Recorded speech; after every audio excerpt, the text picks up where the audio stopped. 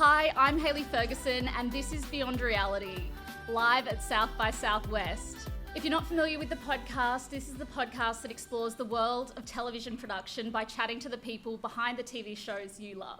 This is a special occasion, so this episode is going to be a little bit different. Usually I'm one-on-one with a TV professional talking about their careers and how they got to where they are now. But because we're at South by Southwest, I've brought along 3 of Australia's top unscripted executives. So please welcome Endemol Shine Australia's Director of Comedy, David McDonald.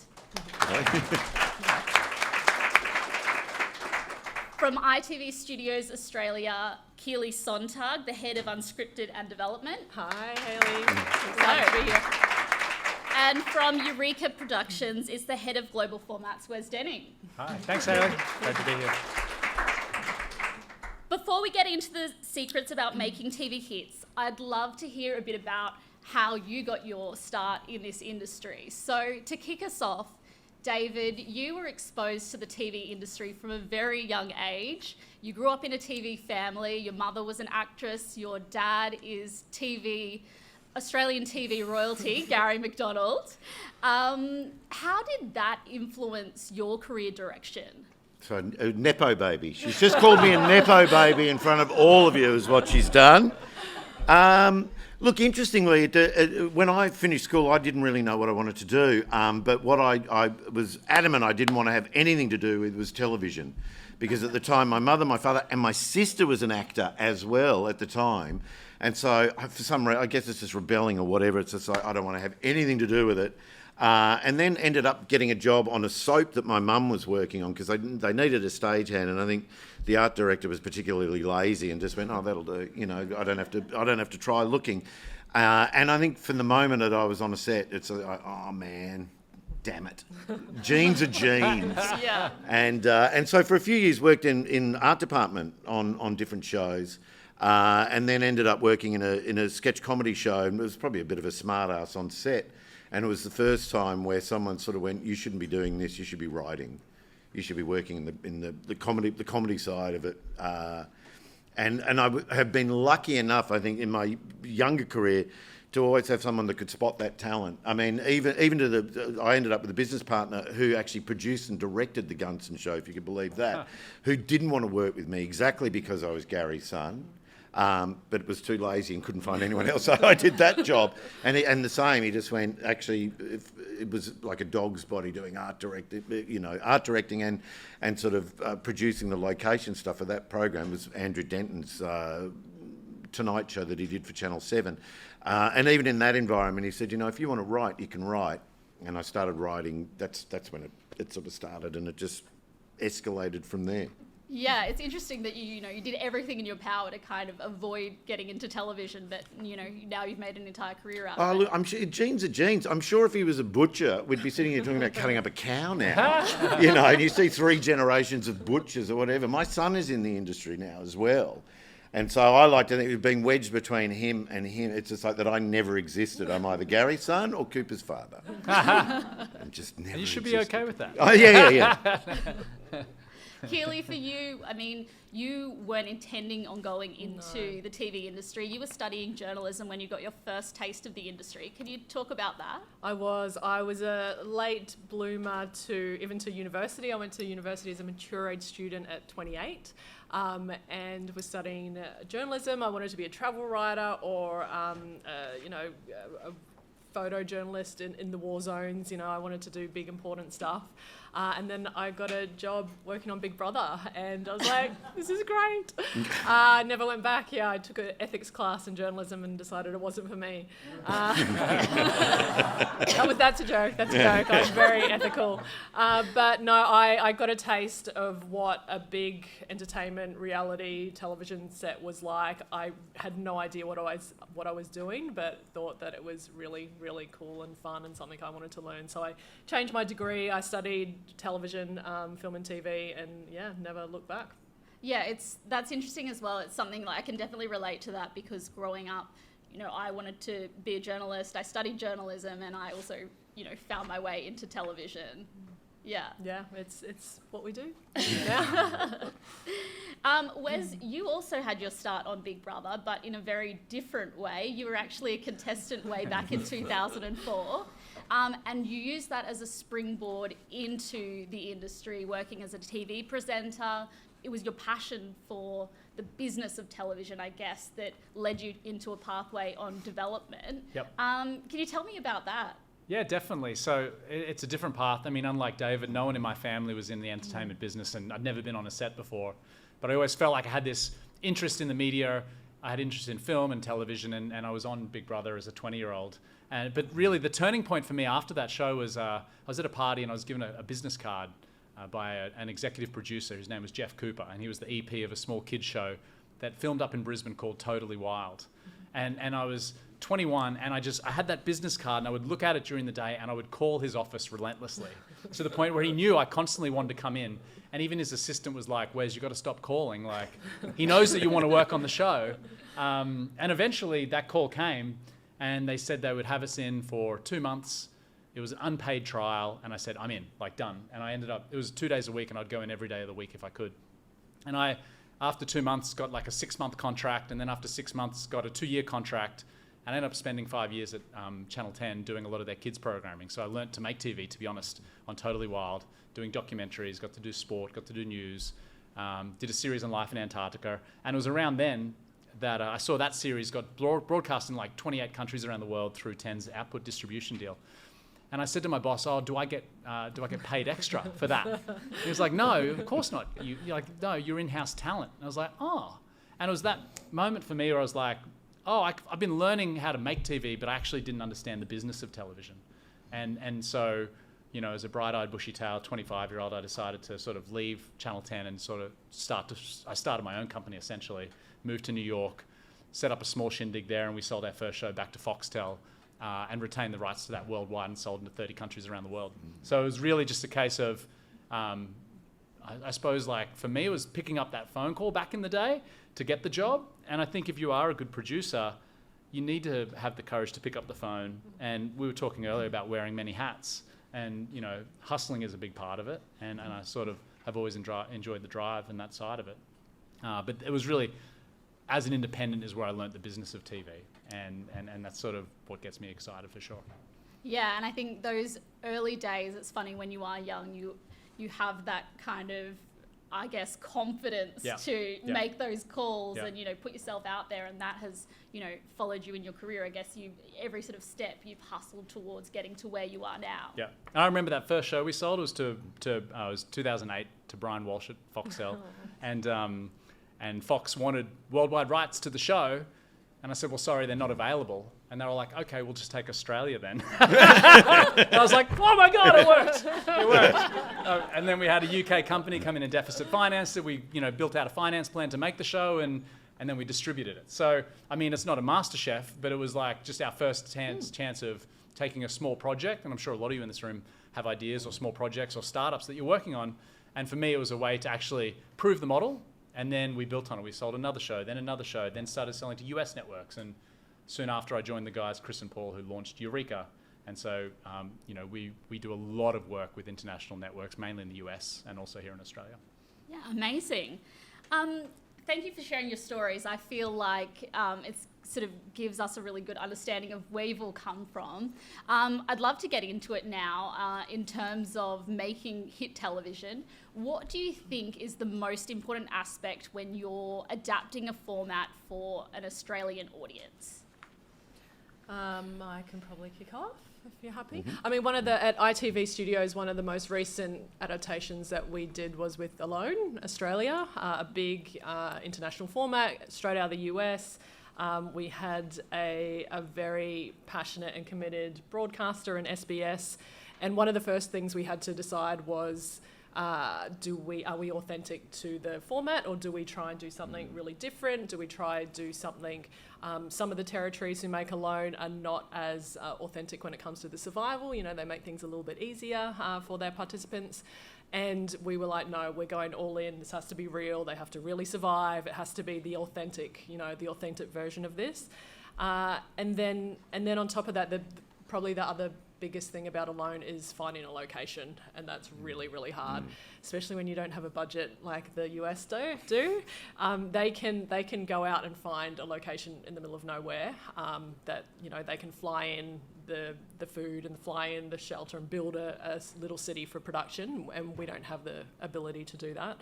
So we need to find a location that is remote, but is also has a little something for the crew to something you know, to feed the crew or to house the crew as well down the side, so it still feels remote.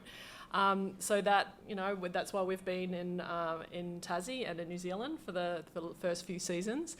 There is a very exciting season underway, filming at the moment. I'll just say we're in the Arctic Circle. Wow. That's coming up, so that's really exciting for us. But we have to figure out where can we find a location, what can we do in that location, and how are we going to best enable our participants to perform and do their best work. So with Alone, it wasn't so much about adapting and changing the format. It was how do we enhance it for our location, for our participants, and then also put a really authentic layer of cultural awareness and cultural education in terms of traditional owners wherever we are, whether that's New Zealand or Tasmania or in the Arctic Circle. Yeah, and what do you think has resonated most with Australian audiences about Alone Australia? It's been so popular. I think it is the fact, as a reality producer, I'm a old school reality producer where you are used to being there with the action and seeing what the participants are doing and asking the question about what they're doing. That is not what you do on Alone, and it is terrifying. Like, you are like, here you go, here's a camera, and please don't kill yourself. It is one of the most terrifying things, and you have to trust that you've picked the right people that know how to survive, and you've picked the right people who know how to shoot everything that they're going through, and you try and watch as many rushes as they come back, but you end up, you know, days and days behind because you can't keep up with, you know, I think last season they shot 6,000 hours of footage across the season, and that is just mind-boggling to try and for 10 hours of television. So it's tough, it's really hard, and I think actually that is what draws people in, because you can see that it's hard, you can see it's authentic, and you can see that it's really different to I agree. other shows. It's one of those few shows that broke through with people our age, like young or relatively younger people. So are you saying when you're young or you? Like I found that at events and parties, people were talking about this show called Alone, and they were like, to your point, they really drop people in the wilderness and they self-shoot themselves, and it's real. Like, people are like, you should watch it. Like, it's really great. With a camera. But so it definitely caught fire in Australia, and I think that was by staying true to the authenticity of the format. Yeah. I think, weren't you getting a few? I was copping it. I was copping it every week because I'd just ring my parents to say hi, and I'd have to. The first 20 minutes of the phone call was hearing all about Alone that week, and it's just like, you know, I'm watching it. I'd have to hear about Gina and what had happened here. Honestly, I ran into Gina at the Logies that year. It was just the two of us in the elevator, and I had to say to her, "Look, I'm sorry, but my God, I had to hear about you for 10 weeks straight from my parents." But I mean, I think that's the thing. It's interesting. I think authenticity is something. Knowing the audience, just what I would pick up on there, though, it's like with especially these sort of shows. Ultimately, you know, this multi-million-dollar machine that's set up, and in the end, you've got to hand it over to the contestants. They're driving it. They're going to make it. They're going to make the creativity. If it's Lego Masters, it's like you've got to make sure you've cast the right people that can actually deliver the show at the end of it. And there's producing you can do. You can be there to do it and help and ask the right questions and set the right challenges and have all that sort of stuff. But you've effectively got to go, it's over to you now. Yep. You know, Hamish can come in and be funny here and there, which he does, but they need to be creative. They need to do the part that's going to let him then do his part. Yeah, and I mean, I can imagine that developing Lego Masters for Australia was quite a fun task. Can you talk about that? It was terrible. It's terrible. It was great fun. It was one of those, like, I'll be honest, it was, the way I found out about the show, someone in our office called out across the room, have you got the budget done for that Lego Masters thing? And it was kind of said like that, and my ears pricked up, and I didn't know what it was, but it's just like, you know, I've got a lot of friends that are adults that collect Lego and play with that, so I understood sort of what I think this show is going to be about. But when we were developing it and sort of, I guess back to your question, what do you think about? Like, there's a couple of things. Audience is always one. Who is the audience for this? And then you look at the commissioner. Like, Nine has commissioned it. They've they're going to put it on 3 nights a week in prime time.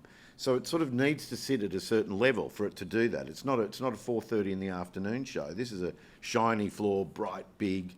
So I think it's those things. You start looking at that and you start building the program out from there. For me.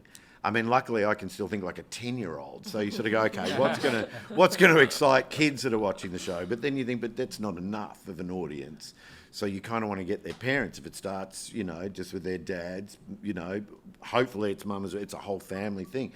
But it's sort of building it out from there. And that will sort of, I think, in terms of your music choices and all that sort of stuff, it starts to affect all that. It's not just how the show operates. Okay, here's a challenge. Here's this, all the way into, okay, the music's kind of this. This is what we're going to do, for a reason. And the comedy element that came into Lego Masters was, I remember, I think it was Michael J. Fox that said in his first autobiography, he was the first one that always made a short joke, so he'd get in first.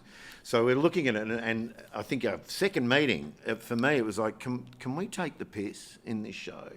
Can we make fun? I mean, it's adults building Lego models in prime time. Can we have a bit of fun with this, And at the time we were developing it, Deadpool came out, and it was a massive hit. And it was doing that sort of very meta, which has been overused now, but the meta sort of cut through. I think superhero movies they've just been this deluge of them, 10 years or more of superhero movies. So it was right to subvert. It was the perfect time to do it. But what they did in that is they never did it at the expense of the story they were telling. You had to believe in that, and you had to still believe he was a superhero. So if you take some of the jokes out, it actually still works like that. And it was kind of the ethos we took into Lego. So let's make fun of it. Let's acknowledge that we're in a reality competition TV show. Let's make fun of the music choices. Let's make fun of the going into the ad break with drama. Let's make fun of it. But never, ever at the expense of the competition or the people doing it. They're not the joke. That can't be the joke. That needs to be serious. And so there was sort of rules, I guess, which doesn't sound very fun at all, does it? Or very funny, that there were but there were sort of rules. And then, once we sort of got all that in place and knew where we wanted it to go, it's like, then it was like, who do we get to host this? Who's going to pull all of this thing together? And of course, once Hamish came on board, it was the final piece. And it really is, I don't know who else would have done it. Yeah. And been as genuine as he is, as funny as he is, like have an inquiring mind, actually be invested in what they're doing. He genuinely digs it and loves it. And I think that, you can't fake that bit. That bit's real. And I think anyone faking that bit, it just wouldn't work. That level of rules, though, actually gives you a bit more freedom, would you say? Oh, 100%. It does. It sets things up that and what you find is through doing it, you learn when, like in our first episode, we actually did something and we subverted the format too quickly. We hadn't existed long enough. We hadn't earned the right to sort of subvert as much as we did. And it was the first 5 minutes, I think, and it was like the golden brick was coming. It's the whole thing, what are we doing? We've got to have this immunity thing. And so the roller door went up, and what actually happened on the studio floor was all these acrobats came in, and then a marching band followed them, this whole thing. And it took the poor producer months to set it up, to find the people, to rehearse it. And they were, honestly flipping all over. And then a forklift came in with this crate on it and put this crate down. And then the sides of that fell open, and there was another plinth in there with another box, and then it was just this little Lego brick. Was all it was after all of this. But anyway, we'd watched the episode a few times, and there was just something wasn't right. It wasn't. I couldn't figure it out, and just doing my morning walk, and it's just like, I reckon it's that. We've subverted too quickly. It's 5 minutes in. No one's seen this show before. No one knows what it is. And we're doing this. I don't think we've earned it. And so I sort of said to the editor, because I knew we had the coverage, it's just like, can you make all of that disappear? And just the forklift drives in, puts the crate down and backs out. And he said, give me half a day. And half a day later, it was gone. It never happened. And But so the the truth roller is- door goes up, a couple of reactions, this box comes in and it's all done. But that first few minutes of any first season is so critical, and you spend so much time trying to work out and craft what it is. And to your point, like, or actually, even if you think about people's attention spans these days, if you haven't got them in the first 3 minutes, maybe 30 seconds, maybe 3 seconds, you're dead on arrival. But that opening scene to Lego Masters, quicker. you're right. Like, maybe you hadn't earned the Too attention much. to earn it yet. Well, also, where's the Lego? Yeah. What's get to all the this Lego. rubbish? Yeah. We could have done it. We could have done it series 2. We could have maybe done it at 4. Yeah. But I think 5 minutes in, you're just like, where's the Lego? That's what we're here for. And we've all been through it where you scrutinize over and over on that first couple of minutes of a new series. It's so critical. And it seems like such a small thing, but it can end up costing thousands and thousands of dollars, and people can lose their minds and almost want to walk off a show I in think a it's first series. It's an But example of killing your babies, Yeah, too. And that absolutely, expression, it's like, this is the thing that was the hardest to organise, the da-da-da-da-da-da-da-da, Yep. gone. You know, and then some bit of stupidity that Hamish would have thought up on the day in the control room with us, and it's like and then just ran out and did it. It's like, oh no, that's in the show. Yeah. That took all of 2 seconds to come up with. And so yeah, it's just like, what's best for the show, and if cutting it out was the best thing to do, it was the best thing to do. Well, you look at it, it could be an expensive mistake, but the show has done so well. So essentially, you know, the cost benefit of making a successful show that people are still watching. You tell that to those acrobats, and that marching band was their big moment and gone. They would have rung all their family to watch, and it's like, where did we go? The director's cut, surely. Yeah, there's a sure. director's cut. Wes, you've worked with a lot of international, on a lot of international formats. You've worked with the streamers. I'd love for you to talk about K-pop in particular, which has just obviously come out recently on Apple TV+. Yep. Yeah, so you're right. Like, we do a lot in the US and a lot with Netflix and the US broadcasters. But when it comes to K-pop, it was an idea of Lionel Richie's, and he was in a conversation, and he had a relationship, I should say, with CJ which is a huge Korean company. And Lionel really wanted to do something in the K-pop space. And Apple was aware of this because Lionel and CJ had pitched Apple, and Apple liked what Lionel was developing, but they really wanted to supersize it into an entertainment format. And we had a great relationship with Apple, their team in New York and also in LA, and they came to us and asked if we would like to develop this into an entertainment format. So, you know, we dug in with both of those teams and created a music show where really on every episode we take classic hits and we give them a K-pop twist. And really the idea for Apple was to break into the Korean market further. They wanted a show that would work in the US, but also was releasing globally. Pretty much anyone who had a mobile phone or has an iPhone could watch the first episode of K-popped. Or obviously if you're a subscriber to Apple Plus TV, you know, obviously you can get the full season. So we developed that series, and really we've already talked about casting, but aside from the format, a big part of that show was getting the casting right. So we went out in the US, brought on Megan Thee Stallion, who's a huge rapper in the US, and brought a very, you know, distinct lane to the show. So we knew she was huge in the US. We attached Psy from Gangnam Style out of Korea, who is obviously a big name that translates outside of Korea. And then we, obviously, since we were dropping global, we needed an international cast. So we brought on Kylie Minogue, who we know has a big following here in Australia. J Balvin, who's huge in South America. The Spice Girls, who are obviously huge in the UK and globally. Vanilla Ice, because who doesn't want to see Ice Ice Baby with a K-pop twist? So really what's interesting about that show is we cast 16 international artists from around the world to come to Korea, and also 8 K-pop artists, and those, they're really treated as idols in Korea. And so we had 8 K-pop groups, one for each episode, that also participated in the show. But really, so the casting was a big part, and then to be honest, the making that show was very unique because it was a Eureka Productions and CJ co-production. So we had Eureka heads of department, Eureka was doing all the post, but the actual physical production was done in Korea. So we had a Korean director, Korean camera operators, Korean floor staff, a lot of Korean crew involved in the show. And really, the hardest part of that show was just making the two worlds of production work together, because they are totally different models of production too. So a very, very challenging show creatively, but also it was the casting that really made that one feel unique. And the show's doing, really well, we hope anyway. Or it is doing well, and Apple's really excited about it, and hopefully there'll be more. Yeah, it's such... And we had to release it. We didn't know this, but we seem really smart, but we released it like 2 months after K-pop Demon Hunters came out. Yes. So everyone's like, that's your show? No, that one's not our show. Just like that, though. So we did have some nice timing. How long does the development of something like that take? Because it's a brand new show. Yeah, it's a great question. So that, to be honest, that was in development for over a year. Yeah. And there's so many shows that you think, oh, are we ever going to get there? Are we ever going to get to production on this one? And Chris Colvner, Jimmy Foggo, who are, some of the best creatives in the industry, and we all work with great creatives. There were 2 creatives at Eureka who really dug in on that format and just kept stepping up to the plate with the network week after week, trying to refine that creative and get it to a place where we could sell it. And a big part of it is sometimes asking the network to take that leap with you and get into production. But yeah, we had that going for at least a year in development before. And to be honest, then we went into a casting phase where the series was almost contingent on signing certain cast, and that unlocked the next step. And then before you know it, you don't have enough time to get into production. Sounds simple. Yeah, it sounds simple. But a really, really fun show to make.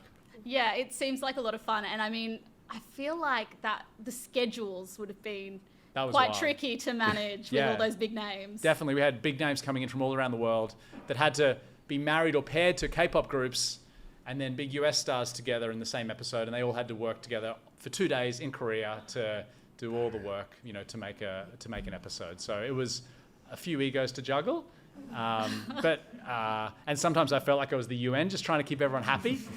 But really, it was behind the scenes a really challenging show. But really, I spent 5 weeks in Korea making that show. It was a real thrill to do it.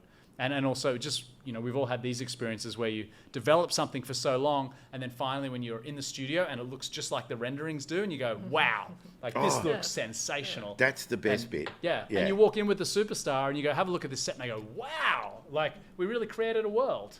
And it felt distinctive, and it felt like you were in Korea.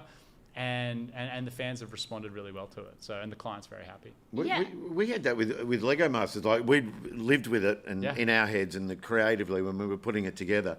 And then all the rushes and everything goes to the post team. And I think it was 6 weeks of them sitting there, a couple of them just going, what the hell is this?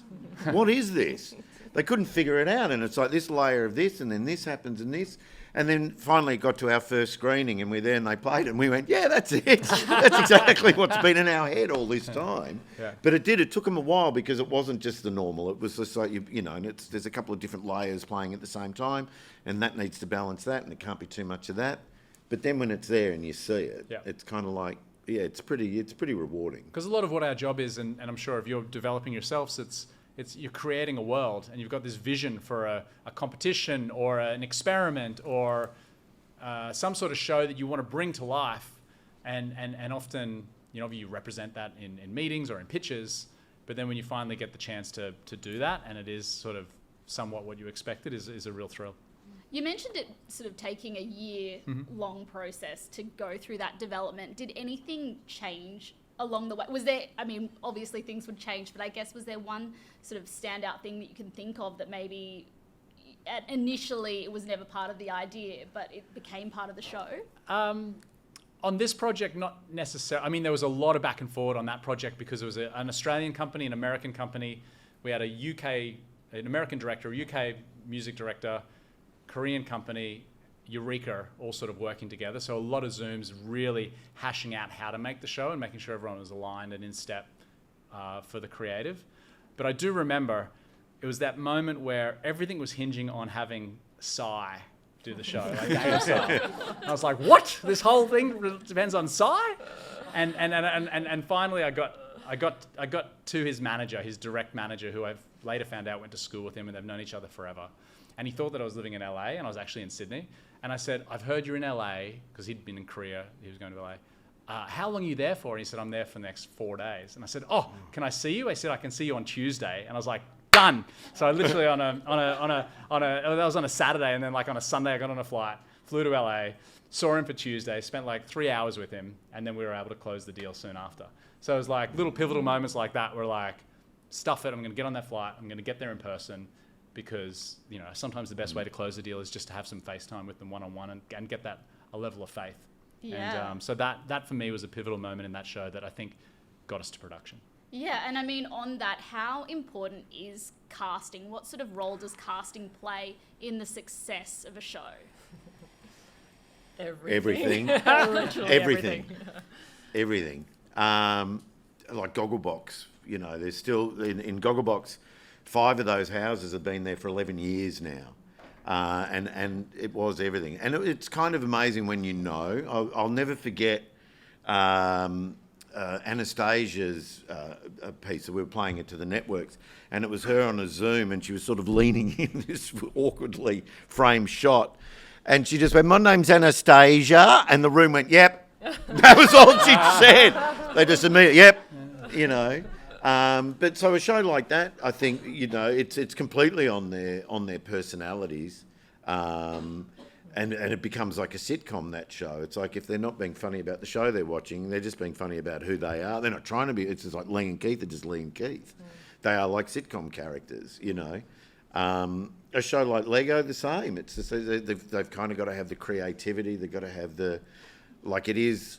I think Hamish has probably said it in the show in an edit. It's like you're asking someone to be creative like that. I don't know if you've ever had to do that, if you've ever had to write a short story or do this or that or that, and a blank piece of paper, go, do it now, and I'm going to read it in 4 hours. You kind of go, what are you talking about? And that's what we actually do. So, you know, they've got to be able to do that and be fun. You want to spend time with them. You want a team that you like and go, actually, I'm going to root for them now. That's who I, you know. MasterChef, for me, I wasn't really big into reality television, I'll admit, until MasterChef came along. And like everyone else, even though I was working for the company that developed it, and when it was 6 nights a week or something, it's just like, I like cooking and cooking shows, but you're out of your mind. Who's going to watch this? And about 2 eps in, I was like, done, and I was in, because it was cooking and I liked it, and then was doing all the things that everyone does. Oh, I like Poe because I like Poe's food. So now I'm rooting for Poe. Yeah. She made Hayley's chicken rice in that finale, crazy. But, you know, it's like, and I think that's the thing, casting. Casting is everything. I think they also become representatives of the brand and of the show. When you think about Gina, you know, she's so memorable from Alone from season 1.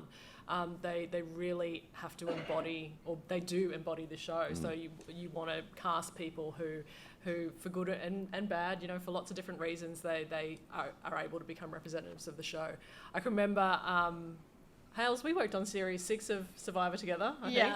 We, that was the COVID series. We were supposed to go to Fiji. We had people already in Fiji when the lockdown was coming in, and we had to pivot and find a Outback Australia location, which we did in Cloncurry. But I can still remember we had already cast the show, and then our cast had to wait a lot longer before they actually got on to set. If anyone has seen the show, there was someone on it called King George of Bankstown. I remember he and Hayley were in the same group audition session. They ended up being 1 and 2, the winner and the runner-up of that series.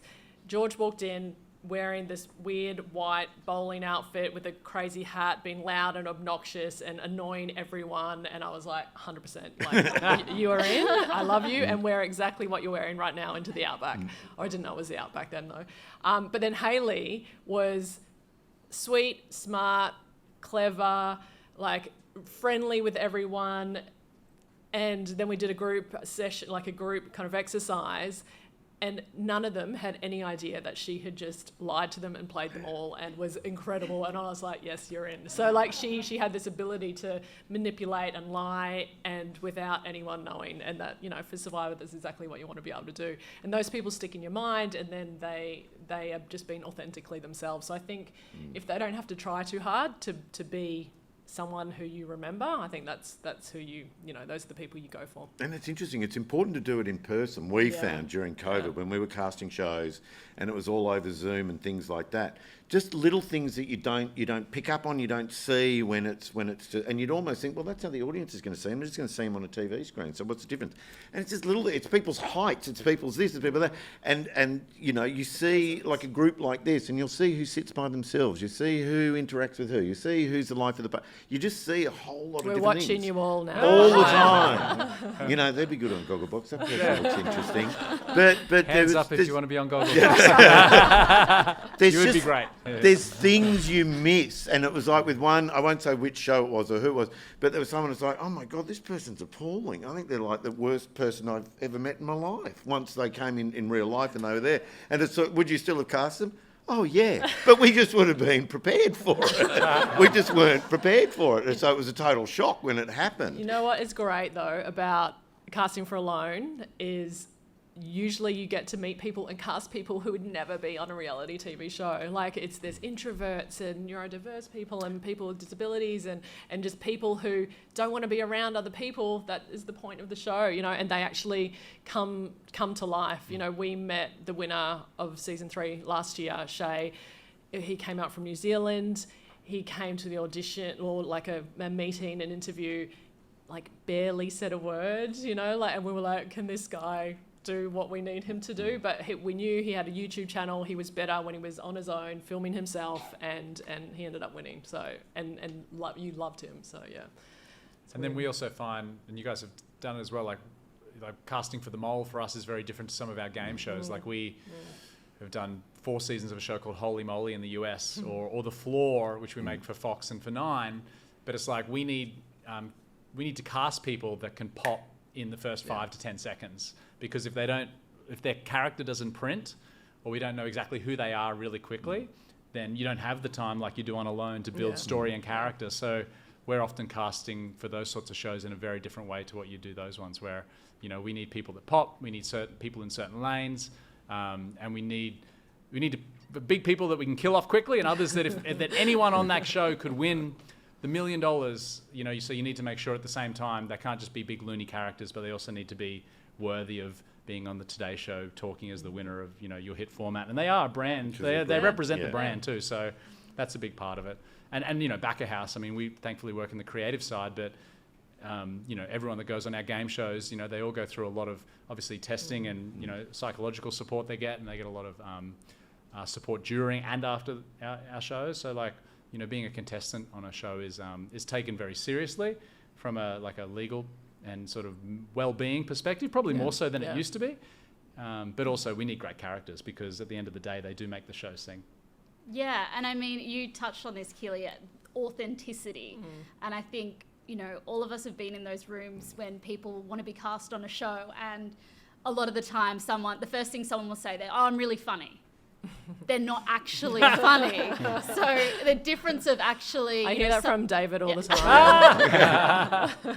The difference of, you know, someone like George and Hayley, who you saw them and then they told you what they were going to do, and then they actually delivered, and they were exactly who they were in that room as who they were out there, because so often people aren't. Yeah. And sometimes you enjoy seeing that as well. Yeah. Oh, yeah. But they can't maintain it. The thing about the authenticity, depending on what the sort of show is and how long they're expected to do it, they can't keep it up. It's going to crack eventually, and you're going to see the other person. I think there's I got a bad edit. We've all heard that. Oh, I went on the show and I got a bad edit. No, that's a mirror. There it is. That is actually what you're like, and what you're seeing back, you don't like. But that's actually you. But I think, you know, the put me on TV, I'm really funny is another one. And it's just like, I don't think anyone has ever made it on Gogglebox who's put me on TV, I'm really funny. You actually want Lee, who's like, I don't know why I'm on TV. I don't know why you picked us. And she's still saying that. That's not like when we cast her. That's like last week. And it's like, that's why. That's why, because you're not trying to be anything. That is genuinely just who you guys are. And it's adorable, and it's amusing, and it's unfiltered, and it's kind of what we resonate with. Yeah. You know? I mean, it must have been an interesting sell back when you started Gogglebox to sell in the sell in the contributors on the show, which no one really understood what it was at that time. Well, I think that was the bit that was interesting. And all the publicity for the first series of the show I did, because it's just like you can't put any of them on the radio or whatever, because no one knows who the hell they are. Someone like Lee thought it was going to last 2 episodes and never be heard of ever again because it was a stupid idea. 11 years later. And so, yeah, look, as a concept, and I think this is the thing, is it's like people will still say, what a stupid show. And you say, have you seen it? And they'll say no. And it's just the idea of it. And look, I'd be guilty of being exactly the same. I think when it was pitched to me, and I know my face, I know this is a podcast, so this won't work, but it was just like, you know, because I just thought, are you kidding? Like watching people watch TV. And I went on YouTube and and there was a bit of the UK one was there, and within 30 seconds it was like, oh, right, I get it. I understand what makes it work. And so, yeah, look, presenting that cast, it was not easy, and there was some that we fought over. I think I'll tell the story. Who cares? It was Mick and Di. You had to fight. We did. We sort of pushed for them right down to I think almost going to air. And then the first screening, everyone, to their credit, the lights came up after the first screening and went, "We were wrong. They're brilliant." Yeah. And it just, full credit to you. And it's just like, they just needed to see him in the mix. They needed to see. It's very different to watch someone just sit there for, 15 minute, even a 2-minute reel, when it's not actually being affected the way it should, which is cutting next to each other. I think early on, there was a website that used to do the best one-liners of the night, of Gogglebox. And you'd read it and go, this is terribly unfunny, because none of it had context, and it needs the context for the lines to be funny, and that's how that show works. So to actually look at someone and think, I don't know why I'm watching them, why are they going to be funny in the show?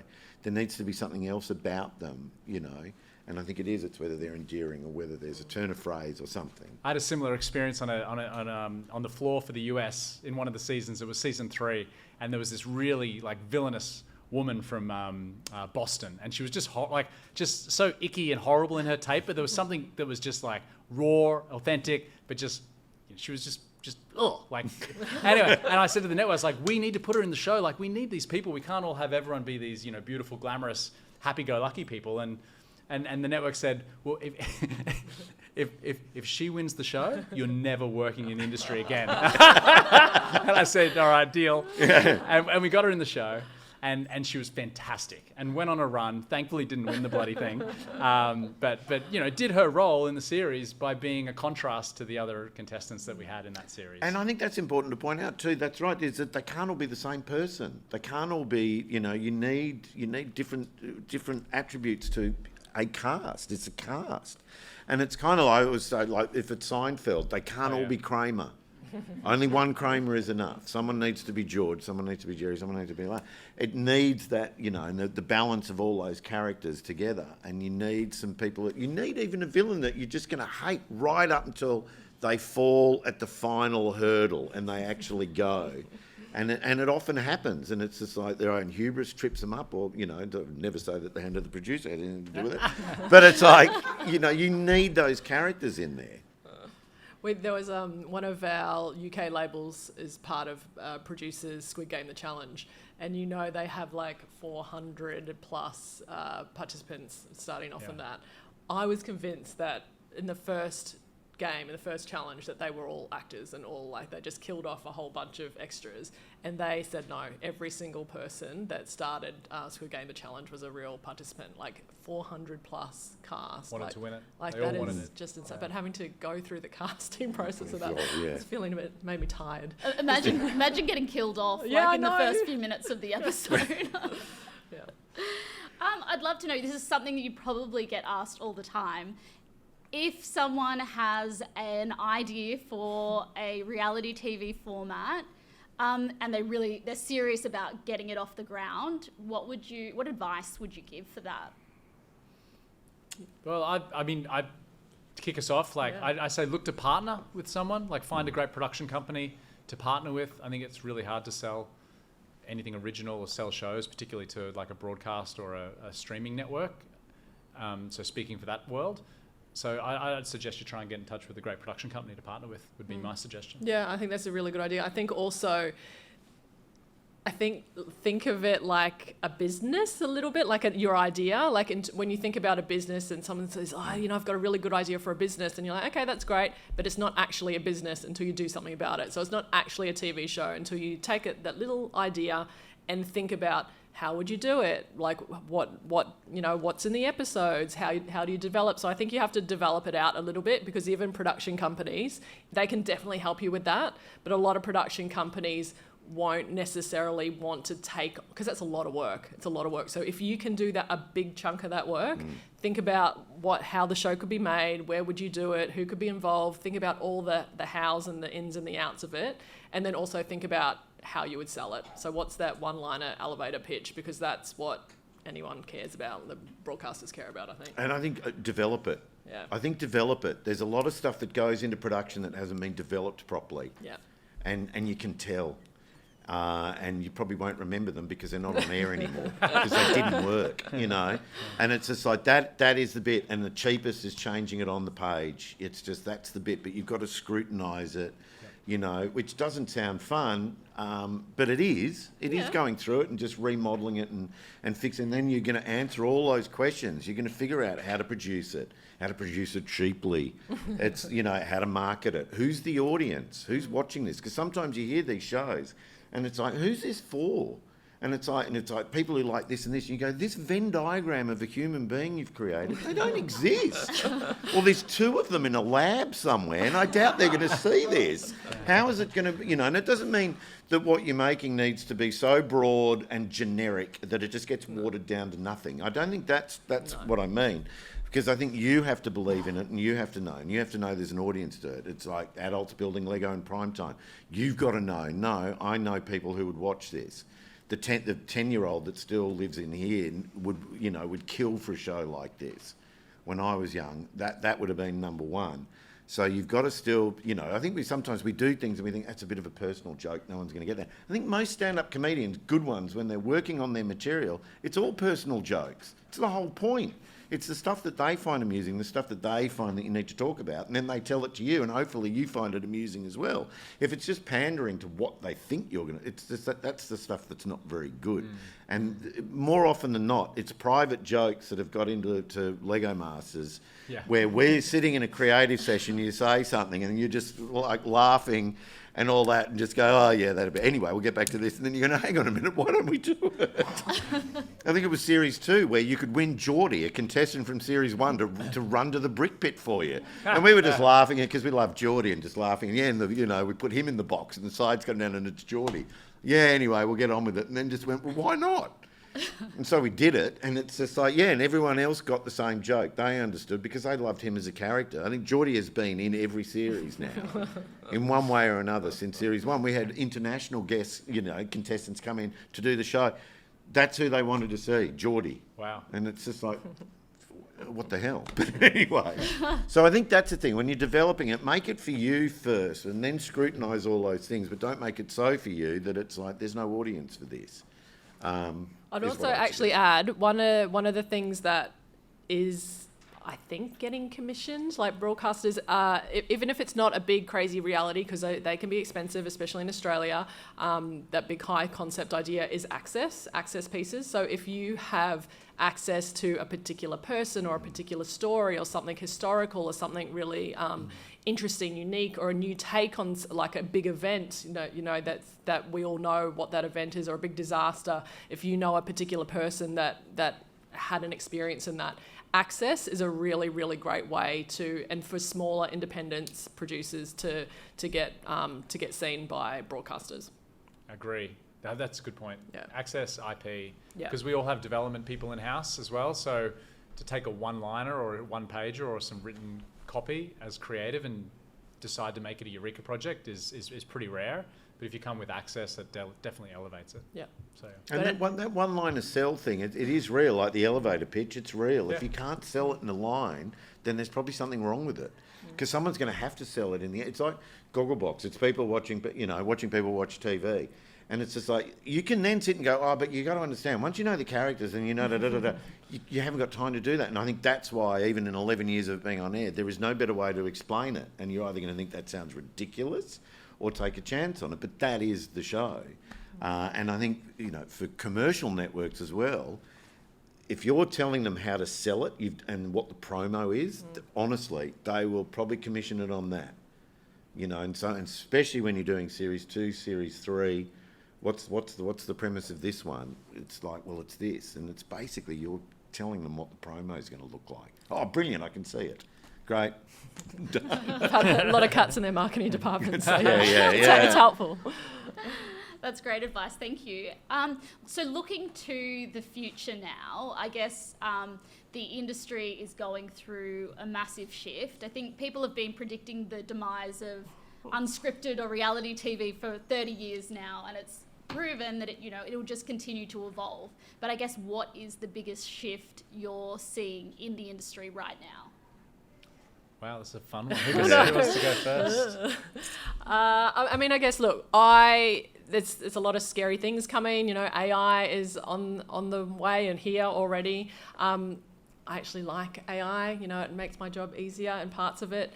But there are things that can make making television faster and more cost effective. I think in terms of unscripted, we will hopefully be one of the last ones to be disrupted. When you think about scripted, when you think about animation, when you think about advertising, like all of those industries are heavily being disrupted right now by AI. I think unscripted, we are still going to want to see what real humans do in unreal circumstances. And so I think that's the one thing unscripted has going for it, whether it's documentary, whether it's reality TV, whether it's big entertainment, shiny floor shows. So that is what I am gripping onto with all of my might. But yeah, look, the change is definitely coming and we have to get on board with it, and we have to learn how to do things differently and do things quicker and do things for less money, because that's what no one has any money now. That's what I was going to say. Actually, is there's a constricting globally at the moment in the entertainment industry. In the US, a lot of consolidation. Budgets are coming down. There's less big players in the market. Viewers are more scattered than ever as to where they get their content. And in Australia as well, it's like, I think we need to keep exploring ways to make shows more cost effective for our clients. Because those budgets aren't going to go up in a rush. If anything, they're coming down right now. So it's what are the models to make our shows as entertaining? Because a viewer doesn't care how much they cost; they want to be entertained. But how do we think about that model in a more cost-effective way? Is a big thing at the moment that a lot of people are talking about. So I think it's getting costs under control. I think how do you see our future? Yeah. No, it's not good. No. I think it's just evolving. I like to think that it's just changing. I think, and budgets will be absolutely is one of the things that can also breed creativity. Though sometimes being restricted in what you do is actually what you need, and having everything at your fingertips doesn't make it better. I truly believe that. I've shot sketch comedies and things like that. And it's just like, you know what? Any idiot can shoot 100 cavalrymen coming over a hill on horseback, with 3 cameras and da-da-da. But to stage the Battle of Waterloo at the local park with a pantomime horse and a couple of actors, that's a skill. And you make it work. And to that, Monty Python and the Holy Grail and 2 half coconuts because they couldn't afford horses. We all know that joke. It's one of the most famous jokes in the world. And that's why, because there's no money. So I think there's creative ways to get around that. And then I think the other is it's just the reach. It's especially for young audiences. I've got 2 sons. One of them's 22 and he's never turned on a TV. And I think, that's the thing is it's like that's not getting an audience back. That audience was never there. They found their entertainment wasn't there on Saturday morning cartoons and all the stuff that we grew up on. And so they went somewhere else to find it. So in terms of, I don't know if anyone suddenly thought they were going to turn 20 and go, I might just turn that on. Yeah. It's like, no, it's habit forming. They haven't done it. So they're somewhere else. So I think we just need to look at pivoting into those areas. What's also interesting, though, I was noticing this, with sort of modern technology and TikTok and short things and AI and all this, you're seeing these, computer-generated, what if this animation was real life? And here it is. The shows they're doing, like the Wacky Races, the Herculoids, or how old are these people? Tell me a 20-year-old who knows that the Herculoids come from 1963. Or it's clips of Batman from 66. It's like, so, I don't know who's playing with AI and who's doing all this, but they're not young people. I'd say they're older than I am, and that's old. And I'd add, and I think a lot of money at the moment is going into user-generated content. In the US, more advertising spend was going into user-generated content than into digital or into broadcast spend. So I think that's a really interesting place. I think in Australia, live's still got a really great place. Like live shows, we make some live shows. There's live shows coming back with shows like Big Brother, funnily enough. I think sport is still going to continue to grow. But for us, it's like where does unscripted entertainment fit in that? And I think it's finding an audience too. It's like where is that audience that's going to watch the content, which is kind of why I think IP is really important to have. Story first is going to be key. Being creative with what your ideas are and how to make them. And that almost comes back to casting as well, because AI is not going to generate that sort of cast. And it's like if you go all the way back to the original Survivor, the very first one, I remember sitting and watching that with the nudist. And it was like episode 1. Was it Richard Hash. Yeah. Driving everyone nuts with his antics and all this and wandering around naked and all. And I'm just sitting there just going, this idiot's going to be the first to go. Not understanding anything. And it's just like AI is not going to generate that character. Not yet. No. It's not going to generate everything everywhere all at once. Not yet.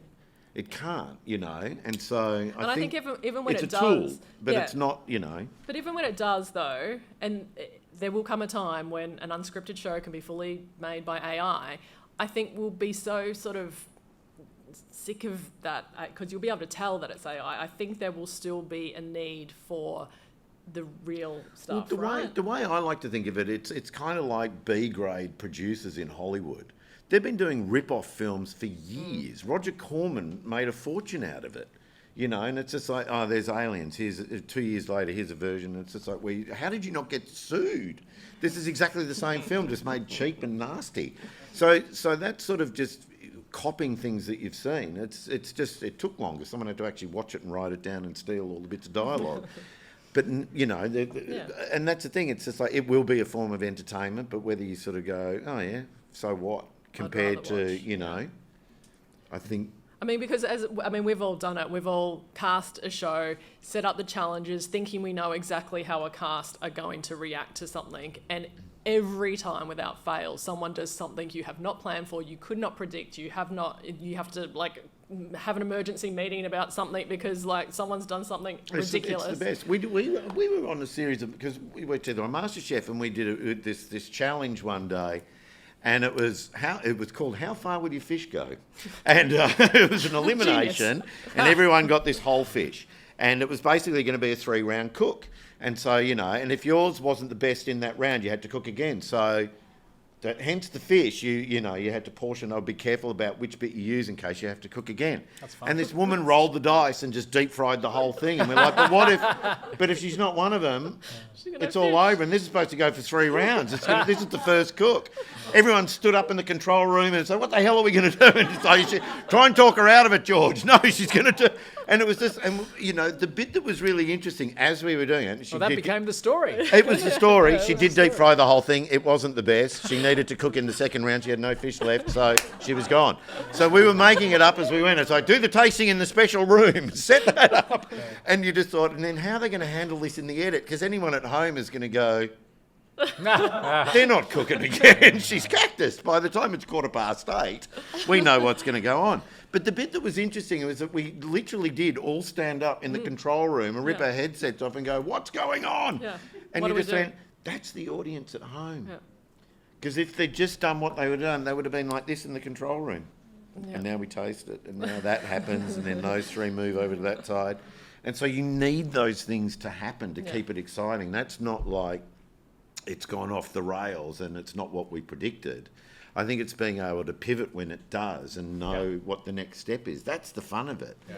Is, very rarely does it go to plan. It's boring if it goes to plan. It needs to sort of, and as you say, you've got to steer into the car accident. And it's like, for the first series of Lego Masters, building these bridges that were supposed to take these little trucks of weights across it. 8 kilograms of weight going across these bridges that they've made. And it's just like, oh my God, and in the end, I think it was like 140 kilos of weight that we got from a sports store around the corner. And the bit that Hamish, he just was walking around on the set and looked at camera and said, we don't know what we're doing. We haven't made this show before. And that went in the edit. And it's just like, because of the style of show it was, we could say that. We don't know what we're doing. And so something that looked like a disaster on the day, and we just kept, staring at the challenge team for letting this happen in front of everyone, became probably the most memorable episode, because rather than trying to stop everything and fix it, it's just stare into the car crash. Here, let's just go and get some stuff from a sports store and we'll see which one can take the most weight. It's not what we intended, but it was pretty funny. Actually, Paul Franklin, who you would know from MasterChef, used to always talk about that show. He was like, it's just all about that moment you open the oven to reveal the souffle. Yeah. And like that is that moment that everyone leans in for. Yeah. That makes it so, and the cut. Yeah, Yeah. exactly. So beautiful. Really cool. Yeah. Hopefully AI can't do that as well as humans can, you know? That's it. Yeah, I mean, the unpredictable nature of reality TV, I think that's why we love it. 100%. Yeah, yeah. Well, thank you so much for your time here today. It's been so great chatting to you, and I honestly could talk to you for another hour, but we don't have that time. Thank you to everyone here that came to watch this. If you want to hear more from Beyond Reality, you can follow us at Beyond Reality AU, and if you enjoyed today, I'd love if you could pop it on your social media and tag us as well. Thank you so much. Thanks, Thanks. Hayley. Thanks, everyone. Thanks, everyone.